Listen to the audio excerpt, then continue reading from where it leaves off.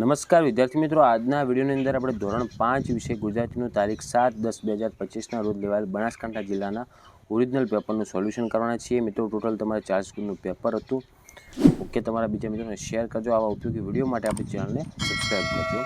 તમારે કેટલા માર્ક્સ આવશે એ પણ કોમેન્ટ કરજો. પહેલો પ્રશ્ન મિત્રો આપેલો હતો કે વાક્યમાંના શબ્દોને યોગ્ય અંતર સાથે લખો.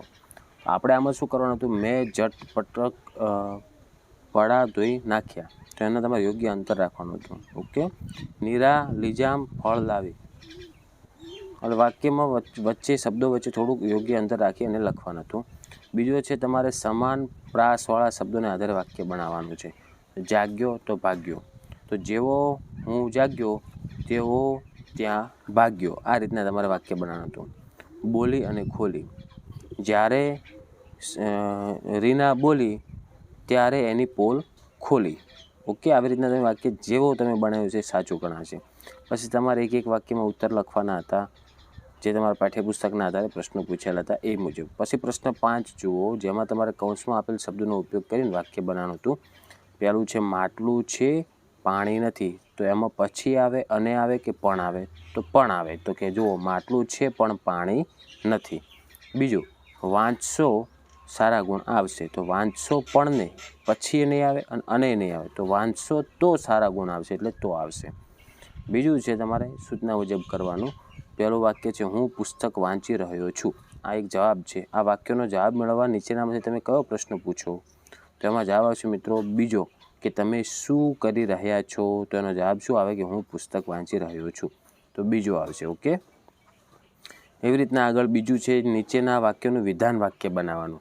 તો મહેશ ક્યારે અમદાવાદ જશે? આ પ્રશ્નાર્થ વાક્ય છે, તો આનું વિધાન વાક્ય બનાવવા માટે તમે કોઈ બી જવાબ લખી શકો કે મહેશ કાલે અમદાવાદ જશે, તો વિધાન વાક્ય થઈ જાય. પછી કૌંસમાં આપેલ શબ્દોનો ઉપયોગ કરીને વાક્ય બનાવવાનું હતું.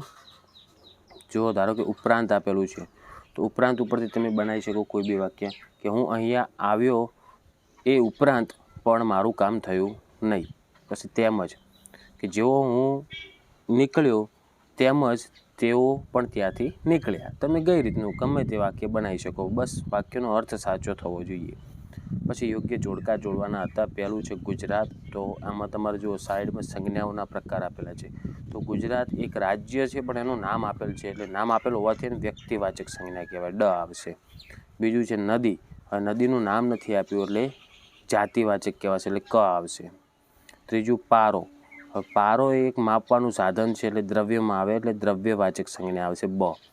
ચોથું છે ધણ, ધણ એટલે ટોળું, ગાયોનું ટોળું એને ધણ કહેવાય, તો એ સમૂહ દર્શાવે છે, તો સમૂહવાચક સંજ્ઞા અ આવશે.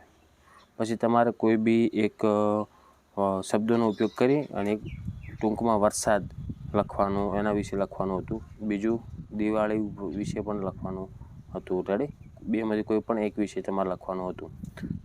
તો તમે ધારો કે દિવાળી ઉપર વાક્ય બનાવી શકો કે દિવાળીને અમે આતુરતાથી રાહ જોઈ રહ્યા છીએ. જ્યારે દિવાળી આવે છે ત્યારે નવા નવા કપડાની ખરીદી કરીએ છીએ. જો અંદર જે મુદ્દા આપેલા છે, ઘરના રૂપરંગ બદલાય. જ્યારે દિવાળી આવવાની તૈયારી હોય ત્યારે ઘરમાં સાફ સફાઈ શરૂ થઈ જાય છે. પછી તાડમાર તૈયારી, મતલબ કે જેવી દિવાળી નજદીક આવે ત્યારે રંગોલી પૂરવાની, ફટાકડા ખરીદવાની, તેમજ ઘરના દીવાબત્તીઓ કરવા માટે તાડમાર તૈયારી ચાલતી હોય છે. પછી એને આગળ લક્ષ્મી પૂજન આવે, કે દિવાળીની પહેલાં ધનતેરસના દિવસે અમે લક્ષ્મી પૂજન કરીએ છીએ. આ રીતનું તમારે બસ 5 ગુણમાં એક ફકરો બનાવવાનો હતો. 7મું છે તમારે એનો ઉપયોગ કરીને વાક્ય બનાવવાના હતા. જુઓ, શાળાના જન્મદિવસની ઉજવણીમાં ખુશ, નવાઈ, તૈયારી, આ બધું લખી અને આખો સંવાદ પૂરો કરવાનો હતો. 8મું છે એમાં જુઓ તમારે શબ્દો આપેલ છે એનો ઉપયોગ કરીને ખાલી જગ્યા પૂરવાની છે. તો જુઓ પહેલું શું આપેલું છે, કે આજે શાળામાં લઈ જવાના નાસ્તામાં મનગમતી વાનગી મળતા મેસવા શું થઈ જાય? તો મેસવા ખુશ થઈ જાય, તો એમાં ખુશ આવશે. ટિફિન લઈને તે માતા સાથે શાળાએ જવા નીકળી. રસ્તામાં ખાવાનું માંગતો એક ભિખારી જોઈને મેસવાને શું આવ્યું? દયા આવી. ઓકે, દયા આવી. તેણે પોતાનું ટિફિન ભિખારીને આપી દીધું. આ જોઈને તેની માતાને મેસવા પર શું થાય? ગર્વ થશે, કે ના, એમની દીકરી સારું કામ કર્યું. ઓકે, તો એમાં ગર્વ આવે. તો પહેલી ખાલી જગ્યામાં આવશે ખુશ, બીજામાં આવશે દયા અને ત્રીજામાં આવશે ગર્વ. ઓકે, તો મિત્રો આ થઈ ગયું આપણે ધોરણ 5 વિષય ગુજરાતીનું સાચું પેપર સોલ્યુશન. તો આશા રાખું છું મિત્રો કે વિડીયો તમને ઉપયોગી બન્યો છે. તો વિડીયોને લાઇક કરો. આવા ઉપયોગી વિડીયો માટે ચેનલને સબસ્ક્રાઈબ કરો. તમારા જે મિત્રો છે એમના સુધી શેર કરજો. તમારે કેટલા માર્ક્સ આવશે એ કોમેન્ટ કરી અને જાણ કરજો. ઓકે, તો હવે મળીશું મિત્રો આપણે નેક્સ્ટ વિડીયોમાં. Thank you so much for watching my videos. Thank you so much.